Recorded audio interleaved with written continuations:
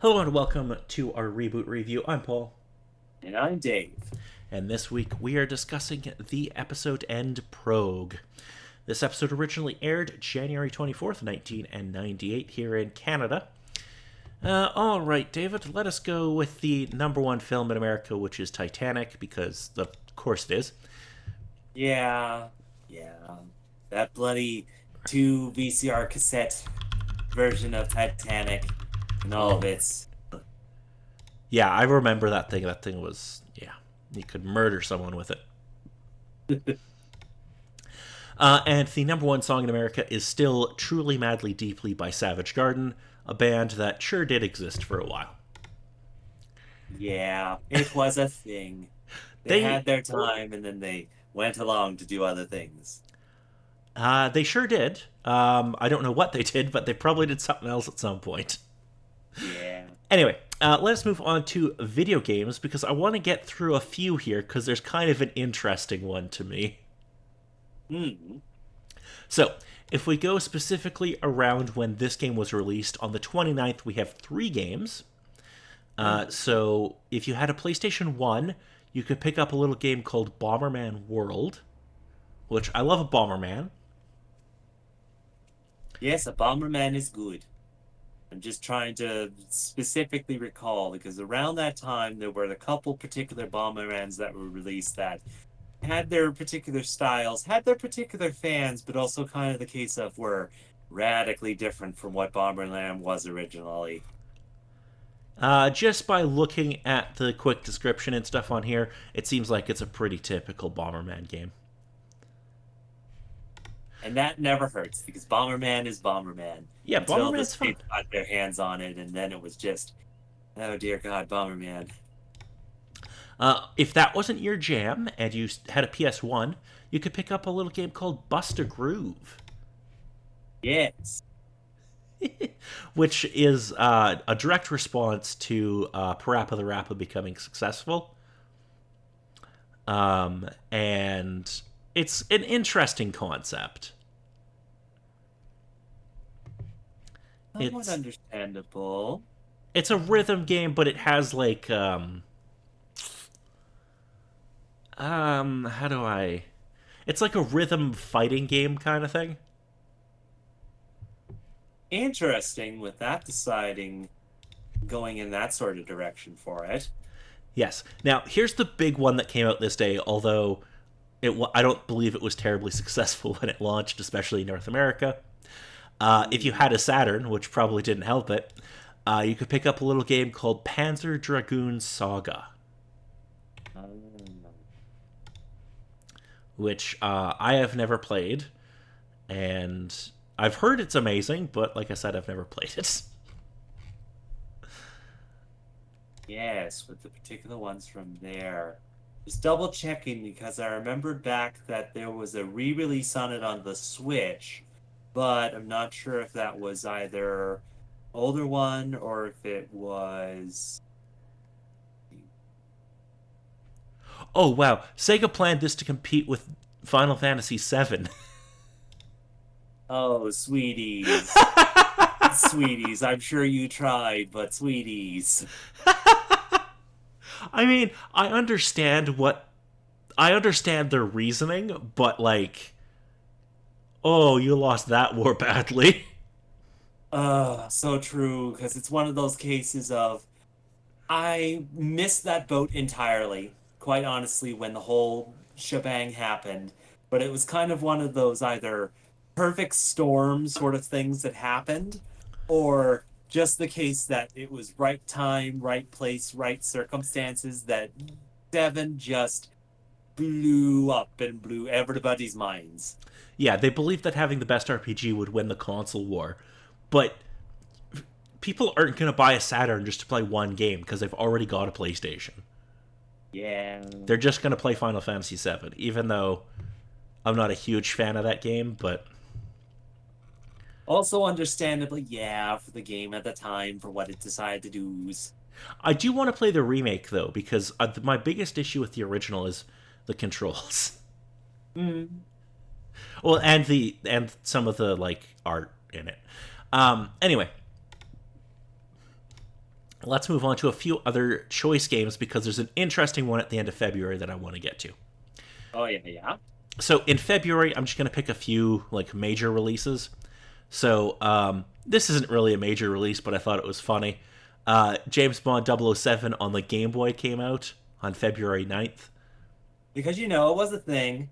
The James Bond game was out on the N64, and people were like, "Oh man, this is great! How much? What other systems could we supposedly put it on? How about the Game Boy getting the chance to play 007 on the go?" But it's not even like a GoldenEye game. It's just a James Bond game, like a generic James Bond game. Hmm. I suppose with licensing or other specifics of who specifically worked on it or who was releasing it. It's a different Uh, developer, but it's published by Nintendo, which is the weird part. Anyway, hmm. moving along because there's a few other ones. February 11th, if you had a PS1, you could pick up Xenogears, which I believe that's Yeah, like a big RPG for people. very much so. Though it's kind of the case of I've only kind of dipped my toes into the Xeno series that's kind of in the now. I haven't had the chance to explore Xenogears specifically. February 24th, if you had a PS1 and you were wanting to play a platformer, you could pick up Gex Enter the Gecko. Yes, Gex, the character mascot of the PlayStation for a time. Yeah, PlayStation never was able to like settle on who their mascot was for a long time It's because the kind of one of the interesting things of they kind of have a cavalcade of multiple different characters that could technically be categorized as mascots, but still kind of the case of there's nothing specific that the PlayStation kind of sticks to. It's the case of it's PlayStation. Doesn't need a mascot, it can stand on its own. yeah, because they had Gex, they had Crash Bandicoot for a while, they had Spyro. They kind of seem to never like settle on just one. Like Nintendo has Mario, and then there's like other franchises, but like the main one is Mario. Main one's Mario. There's the occasional jumping into other particular franchises depending on what's being released that year, the popularity of certain things at the time. There was the case that one year where Luigi took the spotlight. Oh yes, yeah. Okay, so here's February 28th. This is where I wanted to get to because A, there's a great game, and B, there's a really weird choice here. So, Hmm. February 28th, if you had an N64, you could pick up a really good game called 1080 Snowboarding. Yes, the snowboarding games. 1080 is so much fun, even though there are some issues with it. Um, there are parts of the game I don't love, but overall, it's a really good game. Yes. And I think it also had some interesting concepts for other particular things that other snowboarding games didn't really bother thinking of at the time. Um, so my issue with 1080 is that it's a racing game first and a snowboarding game second.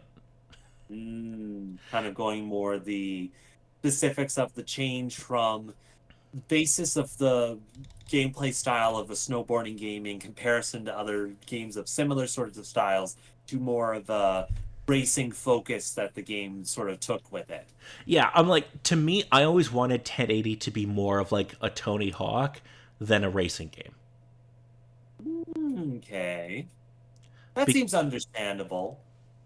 because my biggest issue with it is like I'm doing all these really cool tricks, but then I still have to win this race, and I'm like, I don't really care about that. Hmm. But anyway, here's the really interesting choice for me.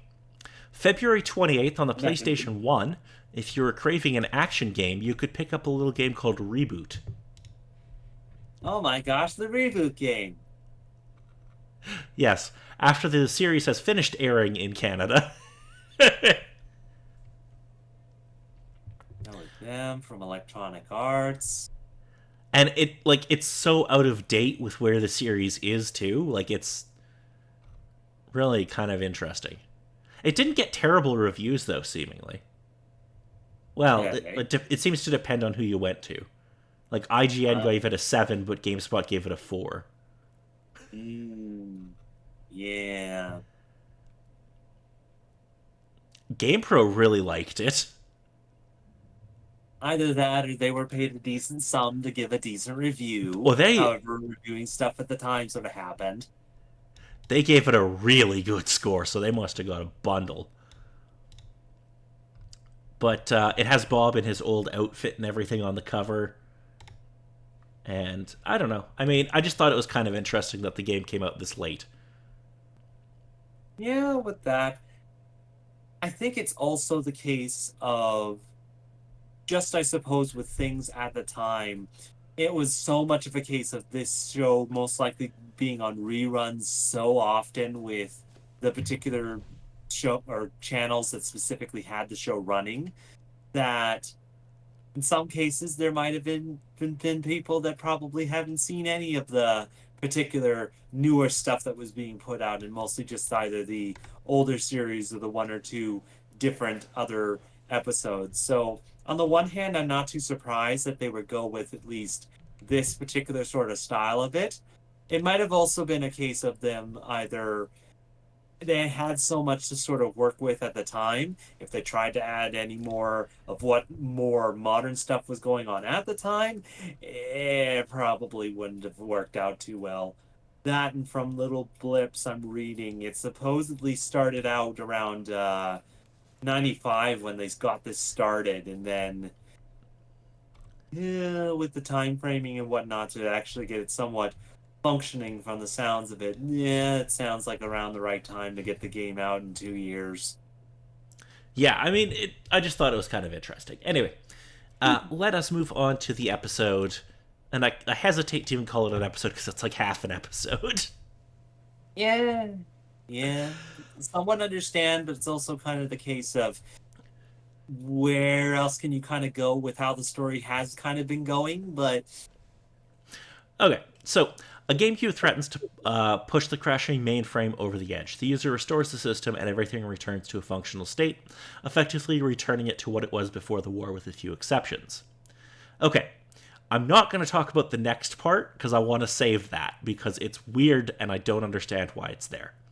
So yeah, let's talk about the kind of resolution to the plot.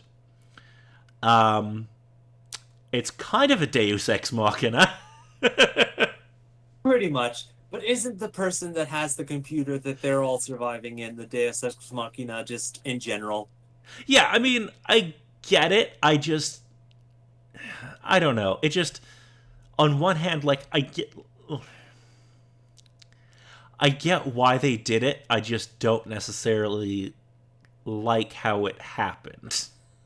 Okay. I think Could my have been more of the thought of either having Matrix and Andrea make it into the GameCube to have one last hurrah of them going through a game sort of sequence to sort of finish off things, but still the crash happens anyway. that could Or have worked. My biggest issue is like I don't like you could have done something where they went into the game or did something else where they like somehow like alerted the user or did something that like made them like because it feels like they don't earn the restore.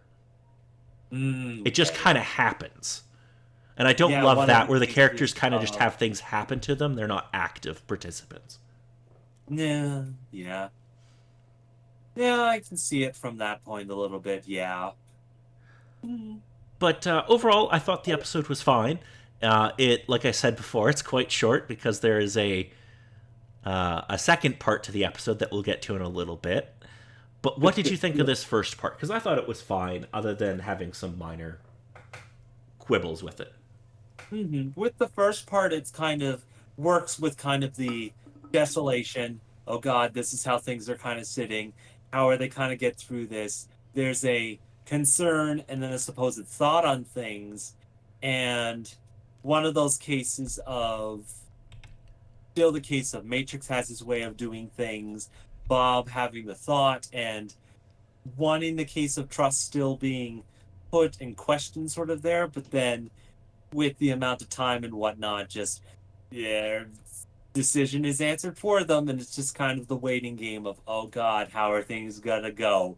And I think at the very most, the sort of changeover from once everything kind of gets destroyed, switch over, fades to black, and then just the green wording and comes up about hey, would you by chance reboot? And then just the pause on the little thing, and it's like, How's it gonna go? When you're most likely gonna know it's to be like, okay, yes. It's like, it's all good to do this? Yes, go ahead. And then starts with the whole revival sort of sequence, which I think I'm not sure if it was a case of how much they kind of had left within the budget or whatnot, but they splurged on making it look as pretty and fancy as possible. Yeah, the whole like bringing mainframe back does look very nice, and I like the bit of redesign they do of mainframe. Hmm. You know, we see Dot's diner come back and stuff like that, and that's all good. And like I said, like the redesign looks pretty good. But yeah, like this part of the episode, I don't really have any issues with. I'm like, I don't love it, but I'm like, okay, I get why you did what you did. Everything makes sense. There's a happy ending. Okay, that's fine. There is a really good joke though, where Lieutenant Chauncey, who's cured of Megabyte's infection, Hmm. calls out, "Oh, Great Norton's ghost," which made me chuckle because I was like, "Oh, that's kind of fun." Hmm. So let's get into the second half of the episode, unless you have something else about this part. I think on the whole, it's just one little particular question that kind of floats around, but I'm sure you'll probably jump into that in the second part of it with how that goes. Because once we get into the final thing that this episode sort of does, I'll most likely just start to gush because it's one of the only things I really remember out of this episode, but it's still nevertheless very fun. Okay, so the second part of the episode is a 5-minute musical summary of the episodes from Web World Wars to the end of this episode, that is in the tune of Gilbert and Sullivan's Major General's song. Yes. How do you feel about this? I'm taking it you probably love this. Pretty much. It's pretty much the case of I discovered that song through this rendition of the song. I know the words and lyrics to this song and the Major General song because of it. And it's just the case of either how it was presented, all the particular stuff that they sort of do, and again, just my little note of all the flipping callbacks of the acting group that was in the first season still coming and doing their acting performances for all these particular sorts of stuff. And still the case of the wonderful MC of Mike the TV just coming in being like, hey, the series is done and whatnot, and probably there might be the chance some of you out there have absolutely no idea what's going on. So let's give you this thing to get you up on things. Okay, so I like the song. Mm. I just don't like it being here. Understandable, though I suppose it's the question of would you either prefer this as sort of either fancy little additional thing they put in as additional content for DV releases or special little blip at the end of an episode sort of thing? Or is it something that nice enough but not really fitting with how everything sort of went on within the series?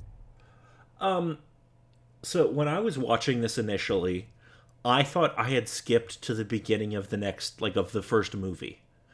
And they're like, Mm. oh, we're going to recap what happened because it's been a couple of years and you might not remember everything.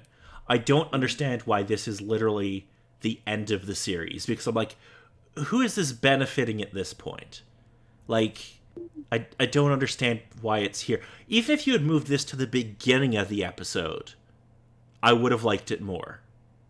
Because at least then I'd be like, okay, you're reminding the audience of what's happened so that you can have your finale. That Mm. would have made more sense to me. Having it at the end just seems counterintuitive to me. Mm.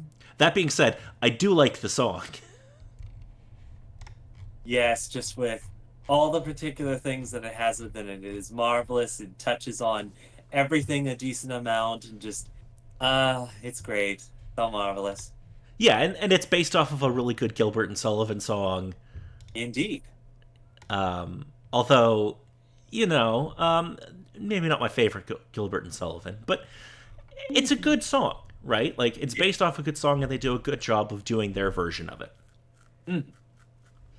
But yeah, I think the placement of it is weird, but like I said, I still like the song. I think it's fun. Okay.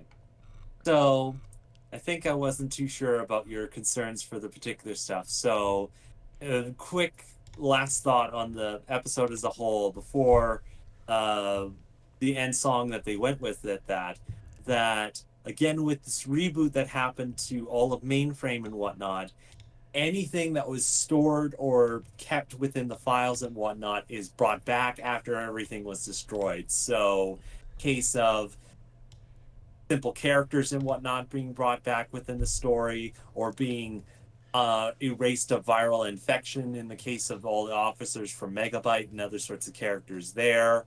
Um, the case that the first character they show you was a Star Trek red shirt person that came back, and it's like, hooray, they're back from their incident.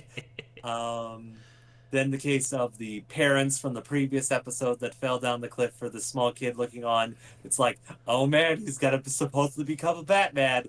And then coming to this, it's like, hooray, goes to the good side of Batman. If only if Batman got that side of the story. And a couple other particular characters. And supposedly the biggest character, Enzo, is back. Yeah. Um I don't understand. This doesn't make any sense to me.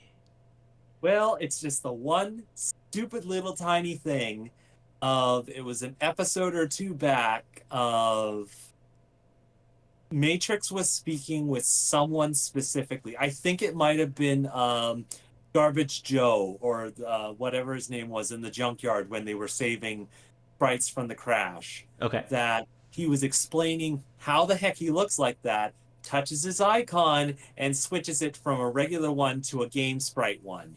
And never bothered to switch it back. Oh, okay. I mean, I applaud them for that kind of subtlety, but I didn't like Enzo. And it's just the marvelous case of the last time that Enzo had either things recorded or had things from there was after his big celebration birthday and whatnot when things happened. And it's just a case of, oh man, we had to have the one last case of Enzo being like, and running and tackling him down. Just like, it's so great to have that back, but why is it that you're back?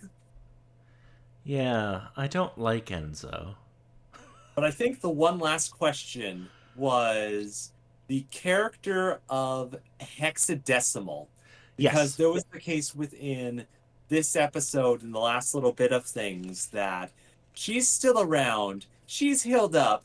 There's the case that she still has her kind of antics with her biscuits she brought in, but also the mild case of when the viral infection was going on, it tried, but it only kind of registered like a tickle for her. So it's kind of the case of, how's this gonna work?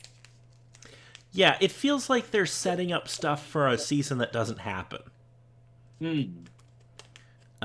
Which is unfortunate because I would like to see Hex as a big bad for a season. Okay. Are you a little bit concerned that from how everything's kind of been going, that it's either going to be a case of switch to good or she'll be more of an agent of chaos in certain sort of cases? Or how do you see the character sort of going if they were going to continue on with the character? So if they were going to continue on, I feel like you would have to make her the big bad for next season. Although they dropped that whole thing about Damon a while back and haven't brought it up since then. So I'm like, oh, she probably would somehow bring Damon in, and that would he or she would be the big bad for next season, which would kind of suck. Because I like Hex, and I'm like, I want Hex on screen more because she's fun, and I would like to see her as more of a villain. Okay. But yeah, I'm like, I feel like you have to make her a villain next season, or like a main villain if the show continued. Okay. You couldn't see any sort of either redemption or her becoming a good guy within the cast of characters? I mean, see, here's the problem. The problem is it's a kids show, And my Hmm. impulse is always to go with a very dark story. Yeah. And you can't always do that with a kids show. So now that you've mentioned that, I'm like, yeah, they probably would have redeemed her somehow and turned her into a hero and like had her help fight the next big bad or something. Which, like, it's fine. It's just not what I would have done. Okay. And again, it's kind of one of those marvelous sort of balancing acts that, in certain cases, if it's kind of the how the series is presented and going for that sort of attempt of spooking or scaring kids, then it's perfectly fine. In other cases, when the show is more kid friendly and whatnot from there, and then goes on a complete 180 to completely terrify them, that brings on a lot of trauma, most likely, and a lot of therapy visits in later years, supposedly, which a company probably does not want to deal with. But like even like the kids like quote unquote scary shows really aren't that scary. Like Mm, if you watch yeah, if you especially watch with things at the Goosebumps time. or like Are You Afraid of the Dark, they're not actually scary. No, it's kind of the typical scare spooks for children's of that sort of age. I'm trying to think back to anything decently specific around that time. And the only thing that I could specifically think of were things that were sold as toys for kids and whatnot, but were definitely not kids' movies. What do you mean? Like can you give an example? The very most that I could specifically remember, and again, it's only a vague memory, I only have kind of the memory of a toy, was the Terminator, Right. where Yeah, okay. case of toys and whatnot were released for it, but I only saw one or two scenes from that movie as a kid, either of Schwarzenegger with his face shot off, or as the actual robot and whatnot, in kind of the case of, okay, I'm just gonna turn away from this before I'm scarred for life. Yeah, okay, I see what you mean because they did the same thing with like RoboCop. They had like toys for that and like a kids cartoon. Hmm. And they did the same thing for like Rambo because that had like toys and a cartoon as well. Yeah, okay, I see what you mean. Yeah, yeah. It's kind of one of those cases that specific things at the time and trying to get the specific avenues from a multitude of different places, but also the bit of the balancing act of trying to keep it enough for children's without going too far with going into the cartoons and other sorts of things from that. Yeah, yeah. I don't know. I just feel like this show is so directly aimed at kids that, yeah. Anyway, I thought it Hmm. was fine, and yeah, it was a good enough time. Do you have any other thoughts about the series overall? Because I thought it was a perfectly fine show for kids that I will probably not go back and rewatch.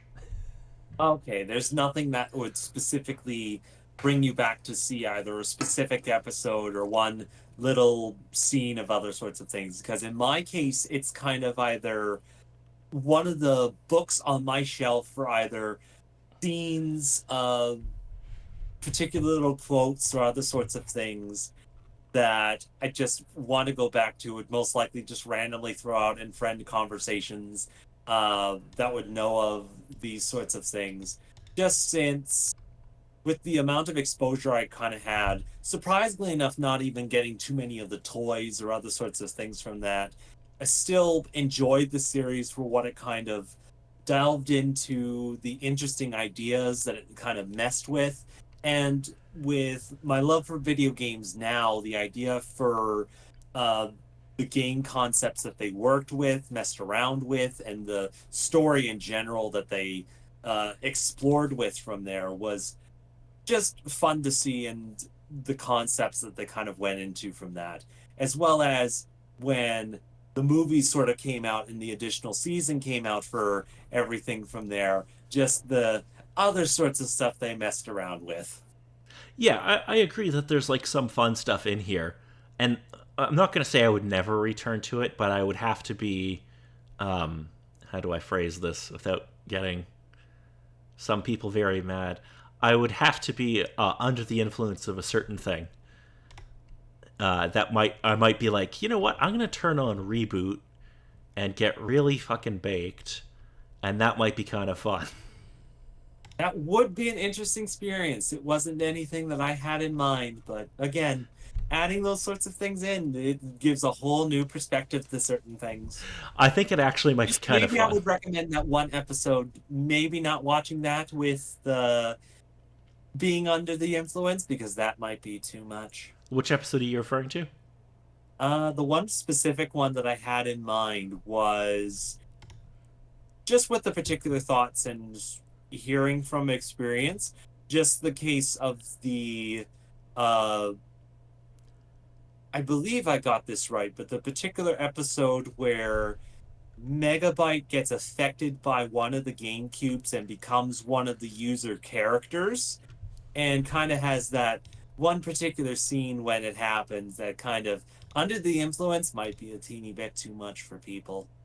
Okay, I don't remember that off the top of my head, but yeah, that's probably the only way I'd go back to the show. Though I'm like, it's fine, and like I'm happy that I've watched now most of it, but I'm like, Mm, I don't really see the need to go back to it anytime soon. okay. So, if there's nothing else, next week we'll be discussing the first reboot movie, which is called Damon Rising, which they made two movies. They were also technically released as TV episodes, but they were originally intended to be watched as movies, so that's what we're kind of going to do. Alrighties, alrighties.